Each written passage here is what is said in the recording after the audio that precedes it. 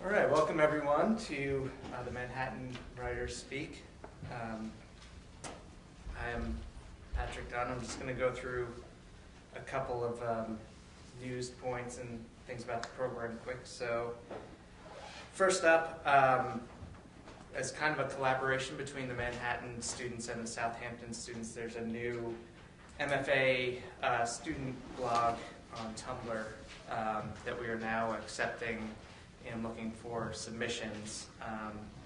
The Tumblr is called Writing Conditions, and it's basically supposed to be any of the MFA students want to talk about kind of the writing life and what it's like to be in class.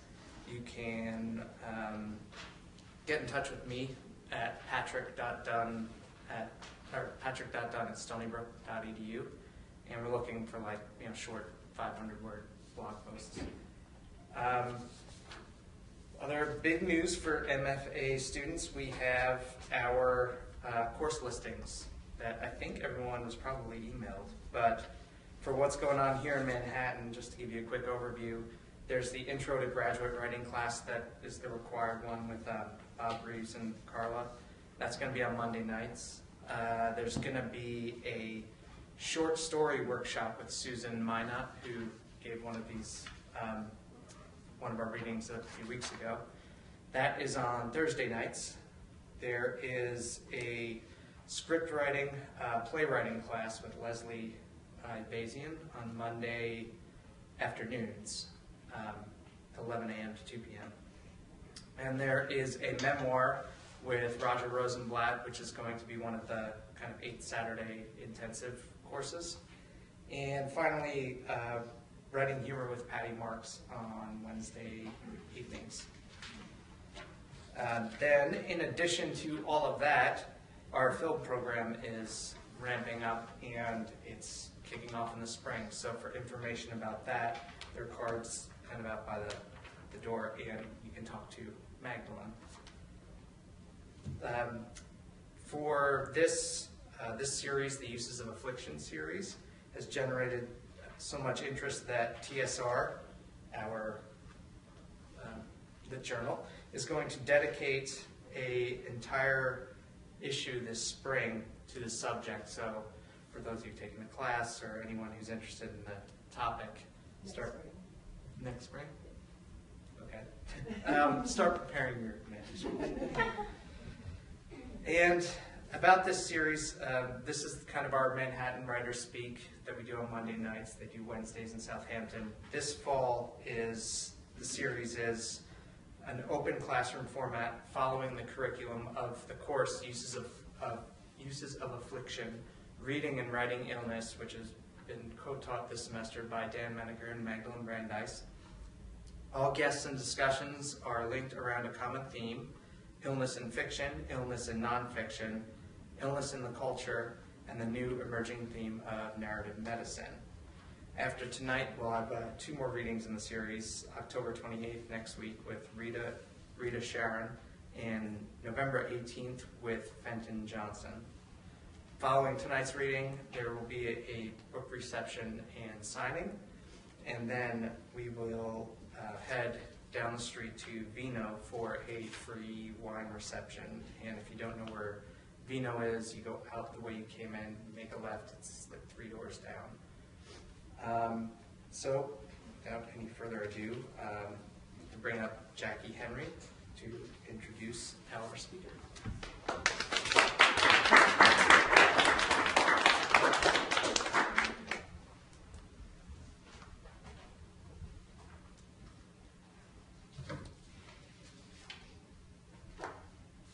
When I was asked to introduce our speaker today, Robin Marantz Henig, my amygdala immediately began firing. Speak at a podium? Thank goodness for a thick prefrontal cortex to soften the pings of fight or flight. Anyone who's read Henig's article, Understanding the Anxious Mind, knows what I'm talking about. And they can appreciate her efforts in bringing the controversial or underreported subject to our attention. An award-winning science writer, journalist, and author of 9 books, Henig may be writing about science and medicine, but it's the people behind the affliction behind the theories and discoveries she writes about that make us care and keep us reading. Whether writing about the anxieties of life's precarious beginnings or its difficult endings, Henig expertly weaves literary narrative with solid research and addresses not only all sides of an issue, but the personal and the intimate in caring and considerate ways. She has an innate ability to delve into the deep well of her subjects, exploring their inner lives and bringing to the surface why those lives should matter to us, like bioethicist Peggy Batten and her quadriplegic husband, Brooke Hopkins, in their discussion of end-of-life euthanasia in a life-or-death situation. Henig demonstrates that what you say in your writing is just as important as how you say it. And in order to know what's worth saying, you have to be witness. Beyond the reporting of facts, beyond meticulous research, beyond beautiful sensory writing, she shows when an author has to step aside and let her subjects speak. And the reason why they speak is because of their trust in her. And it's clear that she has dedicated her career in earning that trust. Ms. Henig graduated from Cornell University in 1973 with a major in English and earned a master's degree in journalism from Northwestern University in 1974. A freelance writer, as well as a contributing writer to the New York Times Magazine, her articles and essays have appeared in Civilization, Discover, On Earth, Scientific American, and Smithsonian magazines, as well as national newspapers and numerous women's publications. She is the recipient of a long list of accolades and awards, including a Guggenheim Fellowship, an Alicia Patterson Foundation Fellowship, a Sloan Foundation Grant, a mini fellowship from the Knight Foundation for Science Writing at MIT, 2 Science and Society Awards from the National Association of Science Writers, and a Career Achievement Award from the American Society of Journalists and Authors. Her book, The Monk in the Garden, whose subject was Gregor Mendel, the father of genetics, was a finalist for the National Books Critics Circle Award. The highly acclaimed Pandora's Baby, How the First Test Tube Babies Sparked the Reproductive Revolution, was named one of the 30 best books of the year by Library Journal. Henig's most recent endeavor is 20-something. Why Do Young Adults Seem Stuck?, co-authored with her 20-something daughter, Samantha Henig. It was named one of Amazon's best book of the month and one of the 16 must-read books on Oprah.com. I'm pleased to introduce Robin Marantz.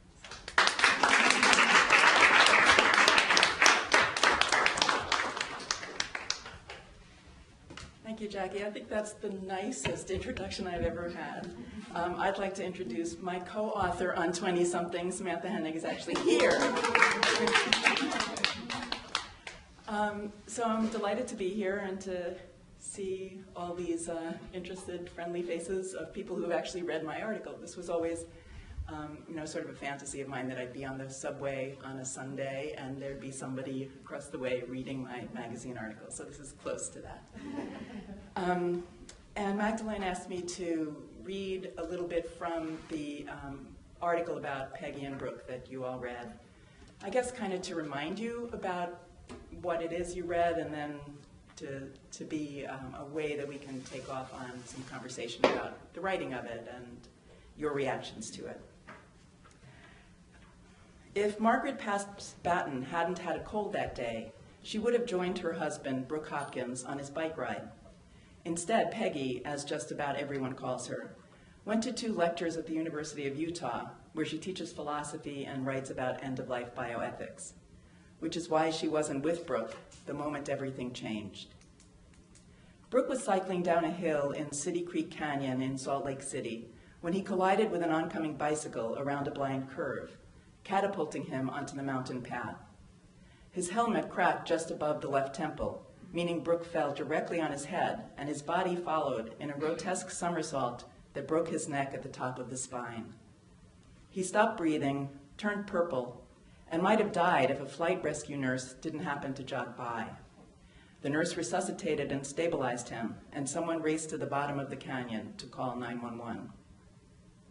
If Peggy had been there and known the extent of Brooke's injury, she might have urged the rescuers not to revive him.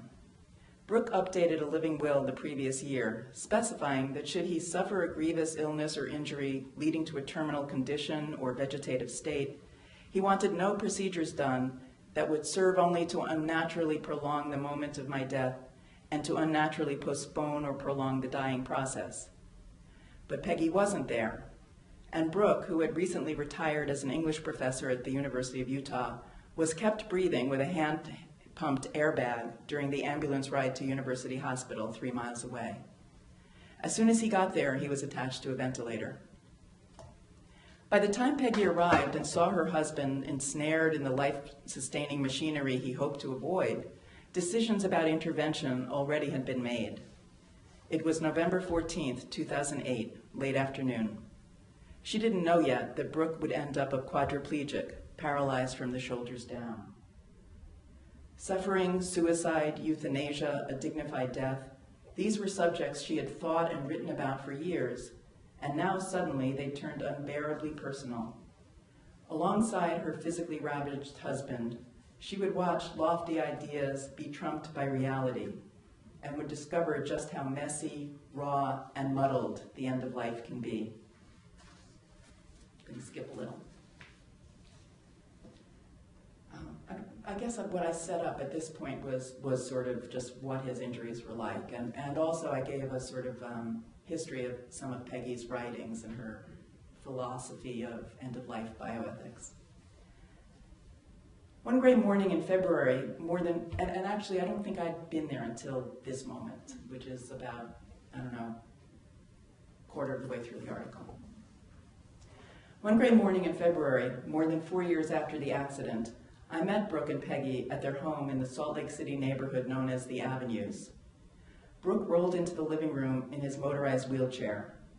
It was a month before his 71st birthday, and his handsome face was animated by intense, shiny brown eyes, deep set under a bristly awning of brow. He was dressed as usual, a pullover, polyester pants that snap open all the way down each leg, a diaper, and green Crocs.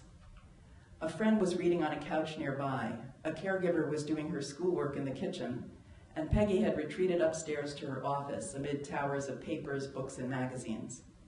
She had finally gained some momentum on a project that was slowed by Brooke's accident, a compendium of philosophical writings about suicide, dating as far back as Aristotle. Peggy, who is 72, still works full-time. This lets her hold on to the university's excellent health insurance, which covers a large portion of Brooke's inpatient care and doctor bills, with Medicare paying most of the rest of them. But even with this double coverage, Peggy spends a lot of time arguing with insurance companies that balk at expenditures like his $45,000 wheelchair. And she still pays a huge amount of the cost, including nearly $250,000 a year to Brooke's caregivers, 12 mostly young and devoted healthcare workers who come in shifts, so there's always at least one on duty. Peggy says she and Brooke were lucky to have had a healthy retirement fund at the time of the accident, but she doesn't know how many more years they'll be able to sustain this level of high-quality 24-hour care. I described the living room a little bit and how Brooke has some good days and some bad days, and today is a bad day. He's feeling depressed. The things he likes to do are teach and read and hang around with his friends. And on bad days, I'm picking up again, these pleasures fade and everything about his current life seems bleak. These are days when physical problems, latent infections, low oxygen levels, drug interactions, or in a cruel paradox of paralysis, severe pain in his motionless limbs, can lead to exhaustion, depression, confusion, and even hallucinations. As Brooke described these darker times, Peggy came down from her office and sat nearby, half listening. She has bright blue eyes and a pretty freckled face fringed by blonde white hair. Most days she wears jeans and running shoes and a slightly distracted expression. She takes long hikes almost daily, and once a week tries to squeeze in a Pilates session to help treat her scoliosis. Each body harbors its own form of decay, and this is Peggy's. The scoliosis is getting worse as she ages. She walked over to us, bent crookedly at the waist, and gently kissed Brooke's forehead. Depression is not uncommon in winter, she said, in the soft voice she almost always uses with him. It's important to think positive thoughts. Basically, I dislike being dependent, that's all, he said, looking hard into her eyes. He spit some excess saliva into a cup. It's something you never complain about, she said. You're not a big complainer. One thing I don't like is people speaking for me, though. Peggy looked a bit stung. And that includes me, she asked. Yes, he said, still looking into her eyes. I don't like that. She made an effort not to get defensive. Well, sometimes that has to happen for me to speak for you, she began. But not always. I try not to. Brooke seemed sorry to have spoken up. It was clear he didn't want to hurt her. I'm trying to be as frank as possible, he said. No, it's good, she assured him, her protective instincts clicking in. It helps me for you to say that, to tell me what you would have wanted to say instead. All Brooke could muster was a raspy, yep. The most important thing is not to speak for someone else, Peggy insisted. Yep, Brooke repeated. What I want to do most right now is be quiet and read. So Peggy and I left him in the living room, where the big screen monitor was queued up to chapter 46 of Moby Dick. Page down, he called out, forced to keep repeating it like a mantra because his speech was croaky and the software had trouble recognizing the phrase. Page down, page down. And there's a lot of back and forth about whether Brooke wants to die, whether Peggy is hearing him correctly, whether his situation has changed her philosophy and her belief in a terminally ill person's right to die. It's made more complicated by the fact that he's actually not terminally ill in the traditional understanding of that.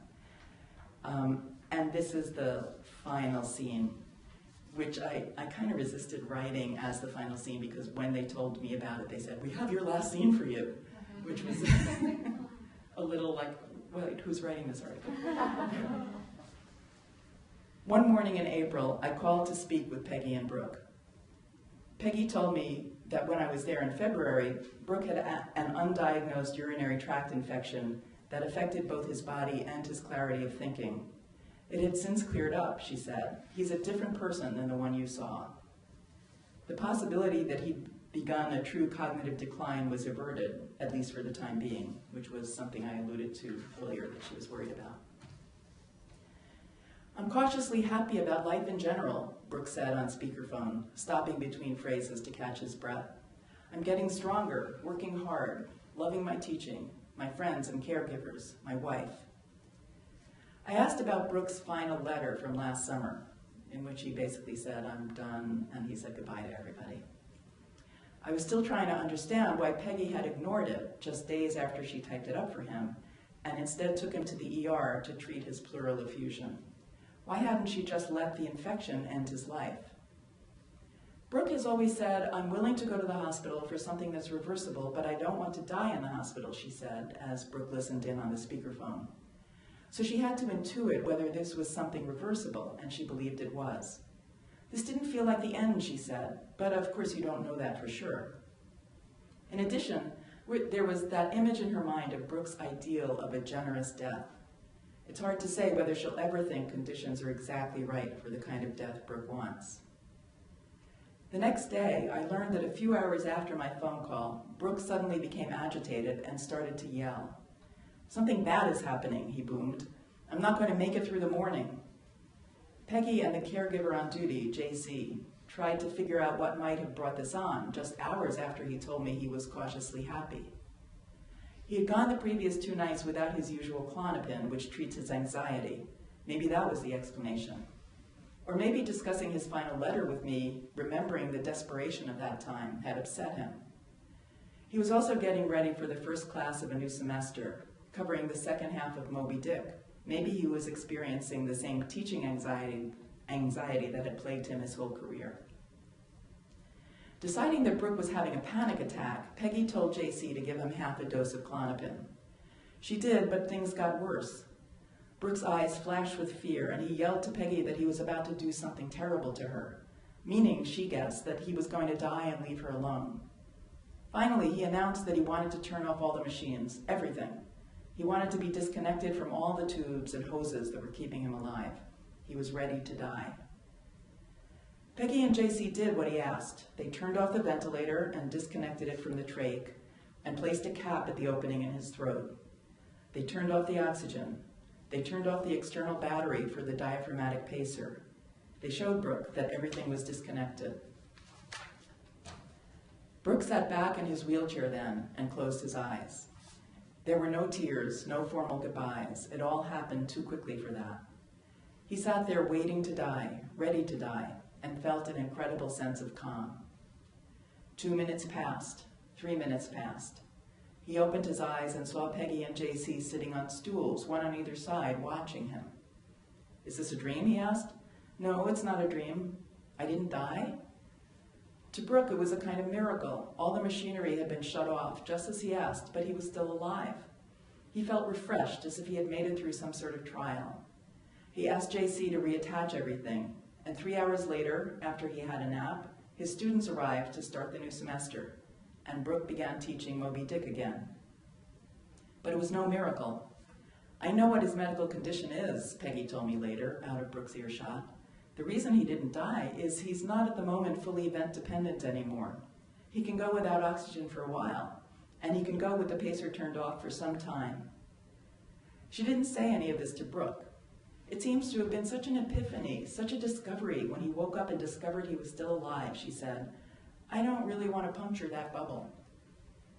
If for some reason Brooke had become unconscious, she and JC would have revived him, Peggy told me, because she didn't believe he really wanted to die. She thinks what he really wanted was to believe he had a measure of control, that he could ask for an end to his life and be heard. "We showed him that we would do what he asked for," she said, "and he thought it was real." "But it wasn't real," I said.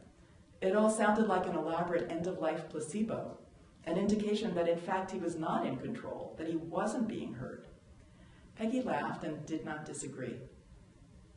She's not good at keeping secrets from Brooke, though, and by the time I contacted them both by Skype later in the week, she'd told him the truth about that afternoon.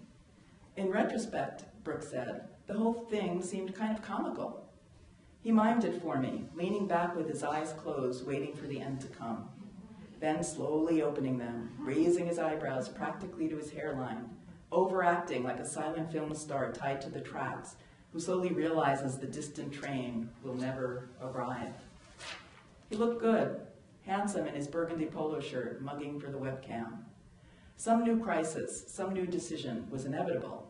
In fact, last month it took the form of another farewell letter stating his desire to die in the spring of 2014, which is when he expects to be finished teaching his next course on Don Quixote.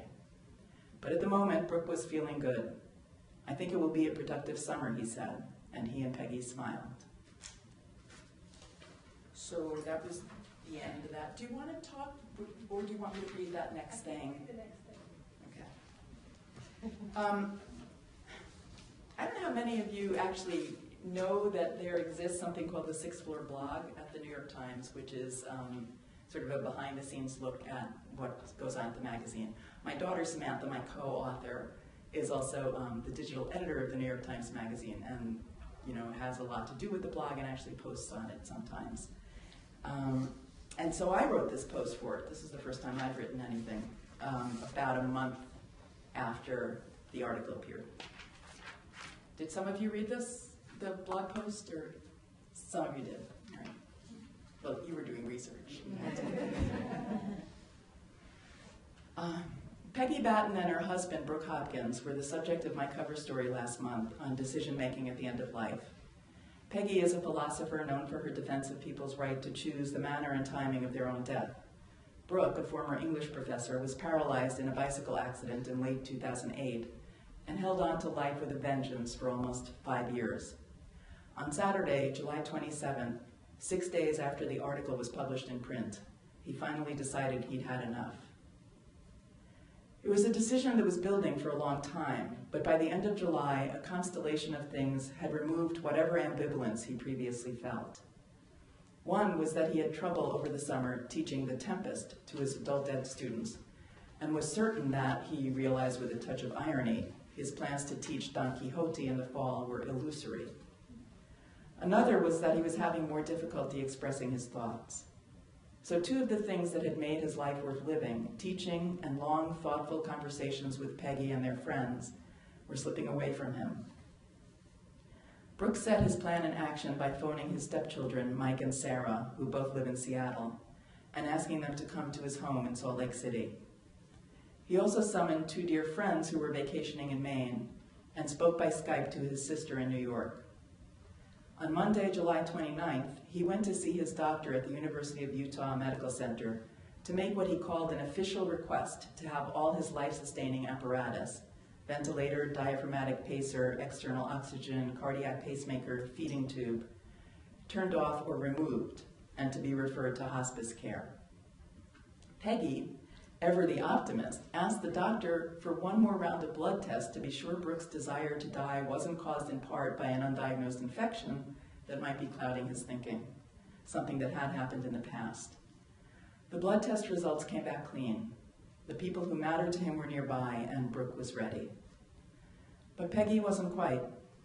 When the hospice physician and nurse arrived on Wednesday morning to finish enrolling Brooke into their care, they asked if he would like to set a date for the ventilator withdrawal to take place.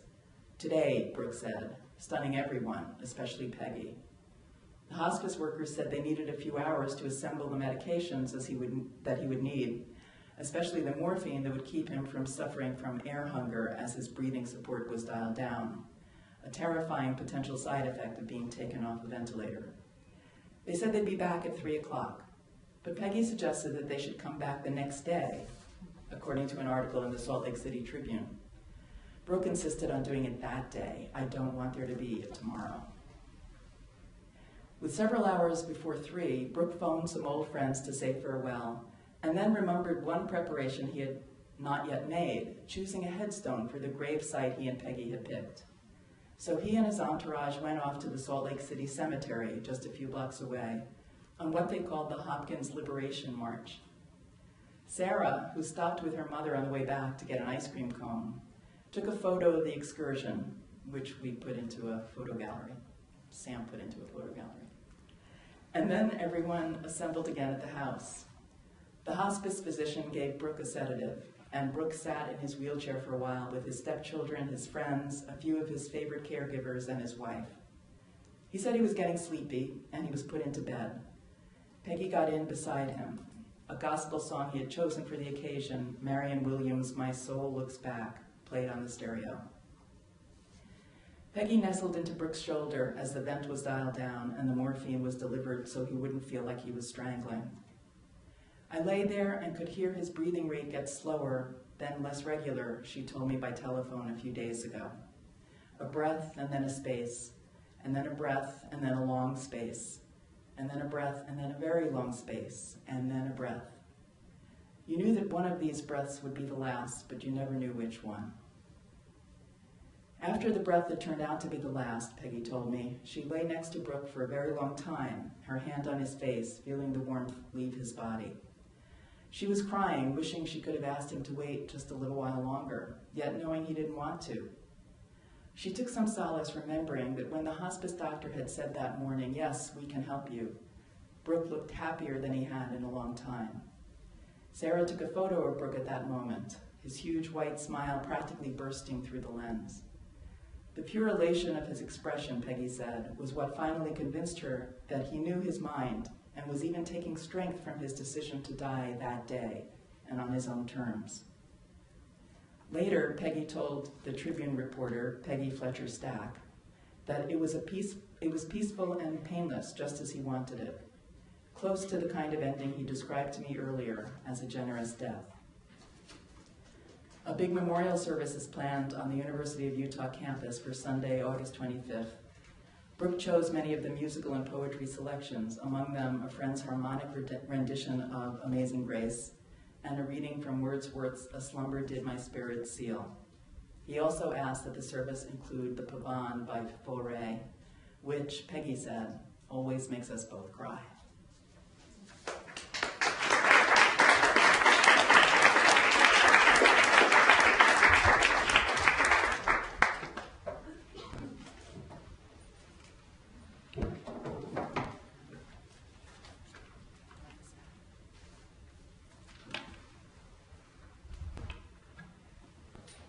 Wonderful. Just to give us all a little bit of the lay of the land for you as a writer, how did this story assignment first come to you, and what were the first steps that you took in beginning to get it on paper? Well, I'm a contributing writer for the Times Magazine, which means very little. It means basically I have to come up with story ideas and they pay attention to it. So I had to find the story idea and write a pitch, describe exactly what the setup was. And the way I found it is I was trying to figure out a way to write about assisted suicide, which has always been of great interest to me. And I sort of stumbled on Peggy Batten just being somebody who wrote about this. I had never heard of her. I thought this might be good. She's a woman. Maybe that would be interesting. And actually ran into an article in the Salt Lake City Tribune about Brooks' accident. When I got in touch with Peggy, I didn't actually even know if he was still alive, but I thought it might make a good setup. Somebody who had one way of thinking about things sort of hypothetically and who was dealing with that very situation in real life. So I called Peggy, and we spoke on the phone for a couple of hours. She's very talkative. And then I wrote a pitch letter, which actually began pretty much with this accident, pretty much with the lead that I ended up with. And it was kind of fast. I think it was such a nice setup that my editor realized that it would be a really interesting article. And just to situate this story in modern times, I've read that Brooke had a blog. Yes. So did that influence your editors at all in saying he already has a following, or? Oh no, it wasn't a big following. It was kind of a family blog. It helped me in my research because it was sort of really detailed, and in fact, it was such an interesting narrative. I mean, it was all written contemporaneously that at first I thought that would be the structure of the article, would be about his accident and recovery. I mean, I'm really glad I didn't do that, but that was in one of my drafts. That's great. Can you talk, one of the things that fascinated me about this is it's so moving, it's got so much restraint, it's so intimate. So how do you structure a piece like this? Well, once it went through many rewrites. It went through many of my own rewrites and then many rewrites with my editor. Actually, the way that Times Magazine works is there's a story editor who is your immediate contact, and then there's sort of a troika of the editor-in-chief and his two assistants. And so most of my dealings at first were with the story editor. And the story editor who assigned it to me, who I'd been working with for 10 years, left after she assigned it to me. So I had to find a new story editor and meet her and chat with her about what she wanted me to do. And she, I met her before I went out to Utah, and she said, well, find out what the relationship is like, sort of get right there in the middle of the two of them, which is not actually the way I had been conceiving the article. I thought it would be more of an issue article. And she kept saying, ask them if there's morphine in the house, ask them, what happens when they fight. She just really wanted it to be about them. So my first version that I sent to her had a lot more about the philosophy of assisted suicide, about the context of other countries that have it or which states have it. It went outside of this household a lot more. So when you ask about the structure of it, it's hard to remember how it read originally because it changed so many times along the way. Is this considered technically assisted suicide? Not really. Because it's not a fatal illness study? Well, it's not, in any of the states that have it, he wouldn't qualify because you have to have a 6-month prognosis. But it has to be assisted because he can't do anything himself. And it was, a death. He had I don't know if it would be considered a terminal condition. I don't know how they would define it. But you can legally withdraw medical treatment even after you've begun it. So it wasn't like a legal problem exactly, but it had to be assisted.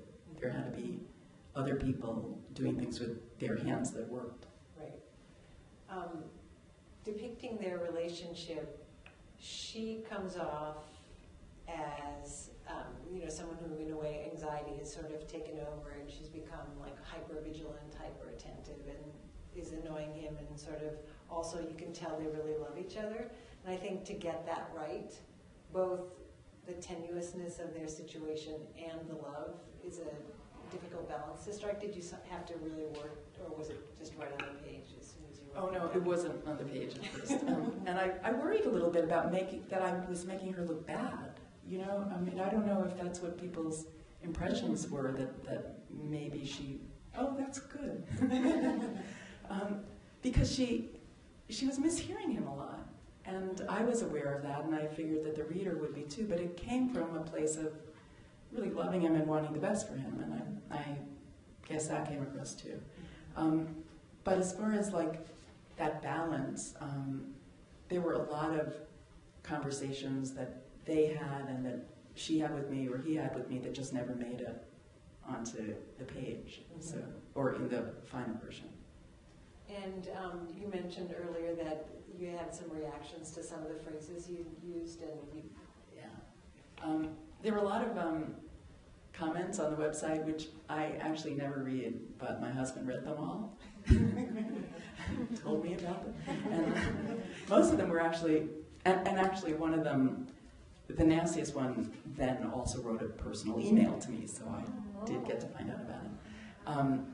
And he was a disabilities rights advocate who thought that I was presenting Brooke's life as unbearable, which I actually really don't think I was. I thought that I was trying very hard to make it clear that Brooke really valued his life. That's why they were in this situation at all. However, there were some phrases that I used that really offended him, and I think that's what got his back up about everything else that I said. Such as, I was telling Magdalene when we were speaking before that sometimes I just try to use writerly phrases, and I don't really think through what that might seem like. But I was trying to figure out how to describe him, and I called him a plugged-in mannequin in the ICU. Now that sounds really bad if you're a paralyzed person yourself who doesn't think of himself as a mannequin. At one point I said something about his inert sack of a body because I had been watching it get hoisted up and down in this sling, including for bowel care. I mean, they showed me everything. And I was actually trying to differentiate how much life is in his head from how totally inert and motionless his body was, and not only motionless, but in the way, because you have to work so hard to take care of it. But I did recognize after it was pointed out to me that that was probably, offensive language. And I apologized to him, and so he got a lot less pissed off at me. I mean, he was really pissed off when he first contacted me. But he was right about that aspect of it. Not that I thought that Brooke's life wasn't worth living, because I was presenting that he thought it was. I wasn't judging it at all. Right.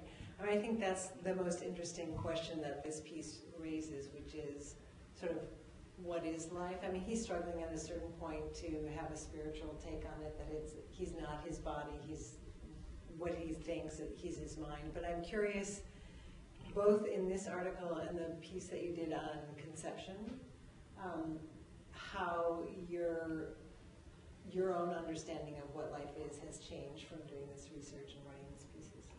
Which piece on conception do you mean? The book that Jackie mentioned about about IVF and stuff. I also wrote a book about premature babies who were, kept alive at a age that's almost legal for abortion. So that was an issue also.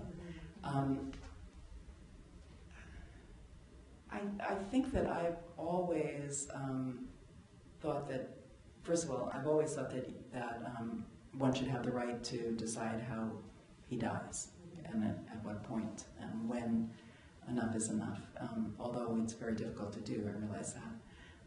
But this question of what I would be able to tolerate, or what my loved ones would be able to tolerate, I did recognize how hard it is to anticipate that, and how you have these advanced directives that seem to lay out everything that's going to be, one step too far for you, and then it turns out when you're really facing it, sometimes you put up with it. Mm-hmm. Brooke, for example, had a feeding tube put in last year, and, well, I guess, yeah, about a year ago. And he loved eating, and he never would have thought that that was something that he would be able to put up with, but he did, because it made him less likely to have aspiration pneumonia, so he just made his decision. And so at every step of the way, I think that, it's not that different from just aging in general. At every step, you say, okay, this is what I can handle, and then you decline some more, and you say, okay, this is what I can handle. Yeah. Like that wasn't so bad after all. Right. Let's open it up to the class. So we have our class that's been studying what Robin has done in terms of writing and how to use affliction in storytelling. But I know we also have a class from NYU, or some of the students from NYU who are here, and you're welcome to ask questions too. But first, let's start with some of our students, and then we'll. We have two teams. Yeah. Yeah, well, I wondered, because you were so intimately involved with this family, how was that in the beginning, to really kind of get embedded with them? It was amazing how quick it was. It was amazing how quick it was. I had that long conversation with Peggy on the phone, and then a couple more conversations. And I think both of them were very nervous about having me come there, and I was going to be there for a whole week. And I kept saying, Peggy had all these other things I should do, or other people I should talk to, and I kept saying, oh, but I really want to spend most of my time with you. And I think, well, they're very thoughtful people, so they love talking about things that really matter to them. And I was being really careful in how many questions I asked at first, how intrusive I was willing to, risking being. And I think everybody kind of calmed down after they realized that I wasn't scary, and it wasn't hard to talk to me, and even though I was asking very intimate questions, I don't know, somehow they didn't mind it. So that particular couple to be embedded with was great. Jacqueline, did you think about the timing of the article and then dying a month later, like what, that was just coincidental, or what did you think about it? About the timing of his death, you mean? I did. It was, because it was like a week after the article appeared, and I didn't really want to think that either that I had, such a powerful impact on somebody's life, or, I wasn't sure that that was a realistic thing to think. I never did ask Peggy exactly about that, but a friend of theirs, the friends who were summoned from Maine, actually later wrote me an email, and she said, thank you for putting it all in perspective for him, because he was finally able to say this in a way that Peggy could hear. So she felt like, this friend, this outside observer, felt like it was part of his decision. And, there might have been some part where he was also waiting for it to come out, because, I met them in February and it didn't come out till July. I thought that was the timing you were talking about. I was very nervous that he might die just without intention before the article was actually published. Other questions? How about from over here? Well, I actually have a question about it. I think you handle it so evenly, handle it across the two of them. But what I'm wondering about her is, where do you think she really was with this, particularly considering what her background was, being a medical ethicist. She's a medical ethicist. Right. Do you understand what my question is? Not really. Do you think that in her heart she would have preferred for him to have been let go earlier? Well, she did keep saying that she would want to be let go herself. And, that she just didn't think that she could live that way. But I think that at a certain point, he became her reason for living, just taking care of him. He was in institutions for 2 years, and then she had to do all sorts of stuff to get him home, and him being home was constant activity and constant demands on her. So I think that she told me, this was originally the ending, the last scene was a friend of hers in Salt Lake City who also had a husband in the university and is a university person herself. 2 weeks after Brooke's accident, her husband died in a climbing accident. And Peggy said to me that Bonnie and I often get together and go to the symphony and talk about which of us is luckier.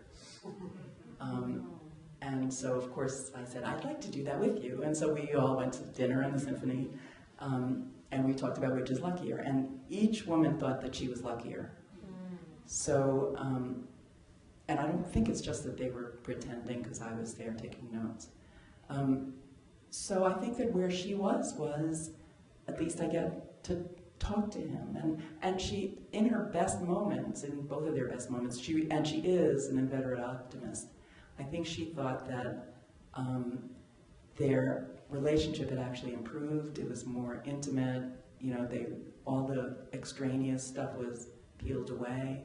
He traveled a lot without her. He was always home now. And I think their conversations were deeper. So she was really into looking at those positive aspects and ignoring a lot of the negatives. I have a question. Oh, go ahead. Go ahead. Yes. Well, expanding on the first question about sort of how you got in with them, there was recently an article in the New York Times Magazine, a cover story about Daniel Radcliffe by Sue Dominus, and after she wrote that, she said that she had been very aware that if she had been a 20-something or even 30-something guy, it would have been a completely different story because they would have just kind of broed out together, and Radcliffe is really funny, and they would have just like had all these jokes, but because of her age and gender, she kind of became more of a mother figure, and he unloaded all of his neuroses, which actually made a great piece. And so, given your age, I would say that you could be my mother. Do you think that you were able, that they opened up to you in a different way than they would have if you had been some young kid, that they trusted you more because they thought that you would understand these issues in a more profound way? They might have. I'm close to their age. I'm not in my 70s, but I'm close enough to their age. And I actually tried to establish my cred that way a little bit. Like they're both college professors and my husband is a professor, and so I did try to make it clear to them that I understood their way of life. Yeah, I think that it seemed a little bit more like we were equals. I don't know how a younger person, I think a younger person, if she was sensitive enough to know when to pull back and know how to ask some of these really detailed questions, I think they probably would have opened up to a younger person too. But this probably added one layer of, okay, we can almost forget that she's here. All their caregivers are young and they do talk to them a lot. So if I were in my 20s or 30s, like the caregivers, maybe I would have spent more time talking to the caregivers. But that actually wasn't the article that my editor wanted. Yeah. But it's definitely true that the writer, whether we are aware of it or not, the writer affects the way the story, even what you find out, and then definitely what you choose to write. I'm curious. Oh, go ahead. Yeah, I was, thank you very much. Thinking about you as both witness and writer, so being inside and outside. And I wondered how Brooke's death affected you. Oh, I was really sad. I thought about it a lot. I thought about Peggy a lot. We've been in touch some. Yeah, I was sad. But I also realized that I saw that picture of how happy he was when he made the decision and everybody sort of said, okay, we'll help you. I know that it was probably the ending that he wanted, and it was only going to get worse for him, you know, especially if he was sort of losing his cognitive ability. So it was, you know, sad, but a relief for me too.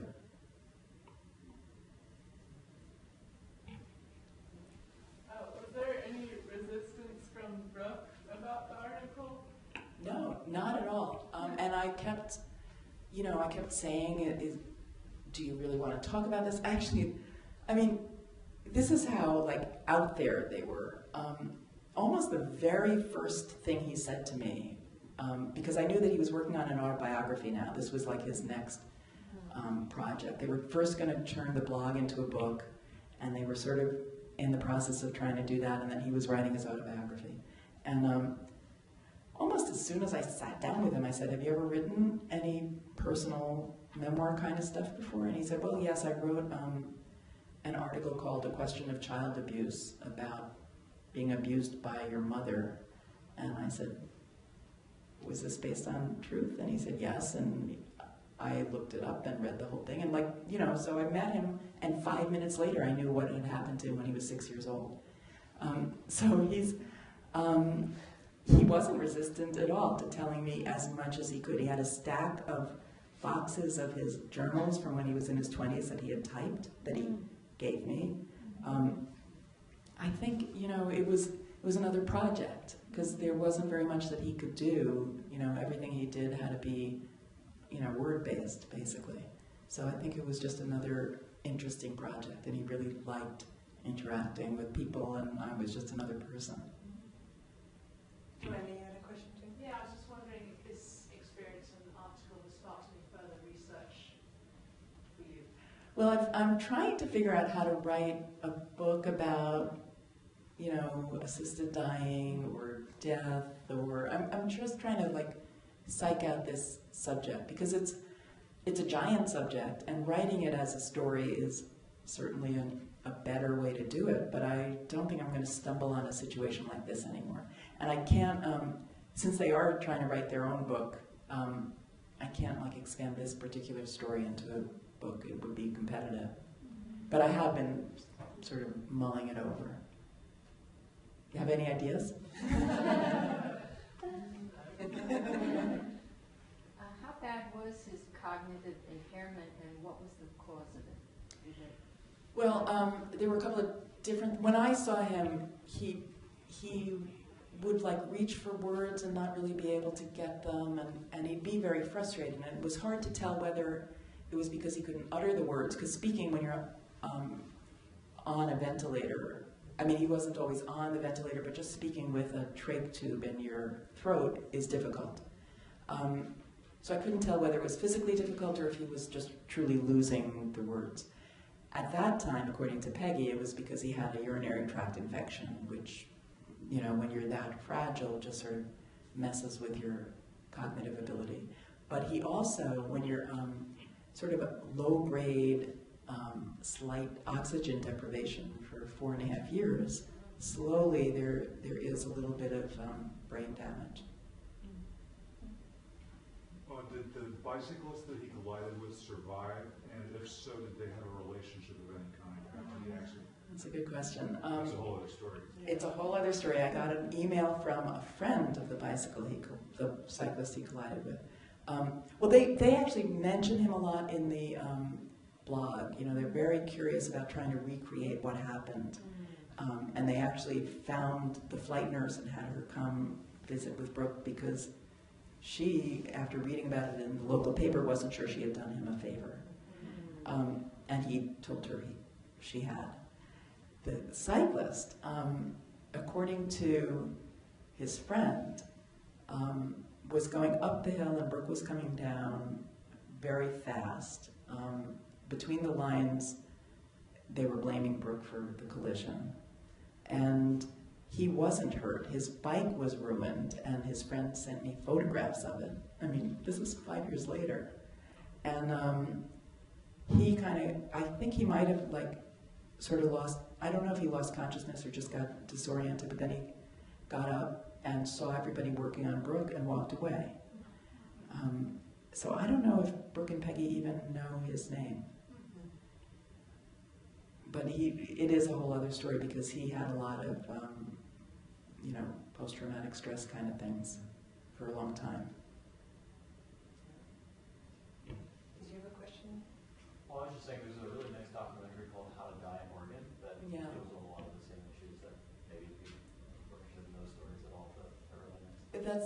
And those are terminally ill people with prognoses of death soon, right? And 2 doctors and all of that, Yeah, right? I mean, just, right. There's also a website where you can do suicide tourism in Switzerland. Oh yeah, I know you can. Yeah. I don't know if I want to do that. Yeah.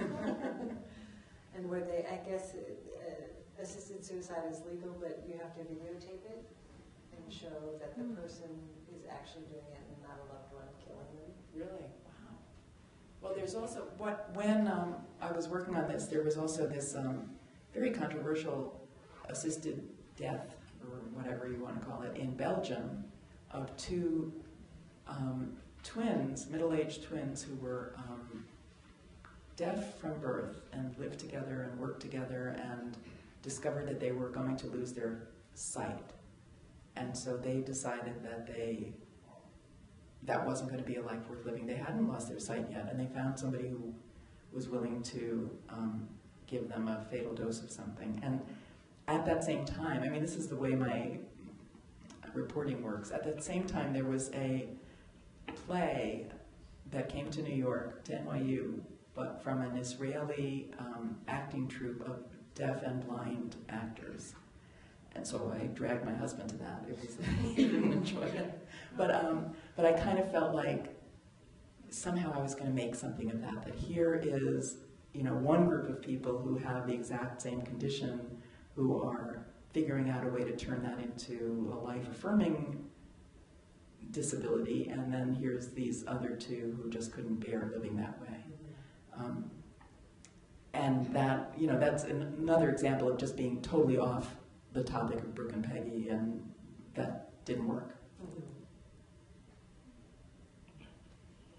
Yeah, so regarding Brooke and Peggy's relationship, did you have a sense that Brooke was under like constant, I guess, not knowing like the balance of wanting to be independent, wanting to make his own decision when he died, but then at the same time wanting to be sensitive to like his wife and wanting to be sensitive to the people around him? Did you have a sense that he really struggled with that balance, or did you have a sense that he like really like knew what he was doing and he didn't have any qualms? No, I think he totally struggled all the time, and when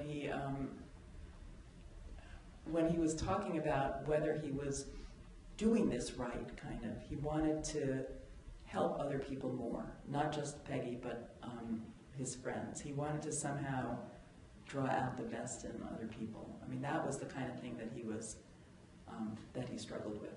He was also raised Catholic, and Peggy thought that even though he sort of renounced it and tried Buddhism, Peggy always thought that there was some, Catholic guilt and the nobility of suffering and all of that. So he tried to find a way to put that into his own definition of what it meant to be a good person.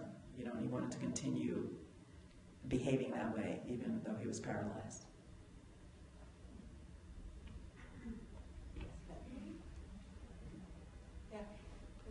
Yeah.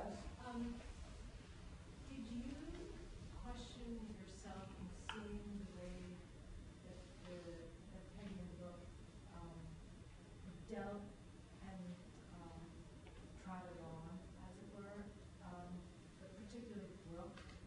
Did you wonder where he managed to find that will to go? Because I mean, the fact that he was teaching what he did, et cetera, saving friends. I mean, it's very interesting dichotomy that you keep going. Yeah. Well, he had a lot of energy as an able-bodied person. He was very physical and was very determined. He was accomplished and physical. And so I feel like a lot of whatever his best personality qualities were before the accident came into play after the accident. So it seemed to me that he wanted to just sort of transcend this. You know, this was his. He even said, "Oh, okay, this is my adventure now." You know, and almost did treat it as a physical challenge. I mean, when he was at his best, not right after the accident, like 2 years later, he was actually doing a lot of physical therapy. You know, getting into pools and using, you know, exercise bikes that actually helped move his legs. He didn't have to push. And at some level, he probably thought that he might get back some motion. But then that sort of fell apart, mostly because he kept getting infections and setbacks. But I think that's where it came from. He was just a really resilient kind of person emotionally. And also driven. Driven, yes. Right. But also bipolar. So, you know, he was a very complicated guy. Yeah. Was there another question back there? Did you want to, I was just going to ask if you could go through the process of your drafts and how you chose things to put in and take out. Well, I didn't do all the choosing.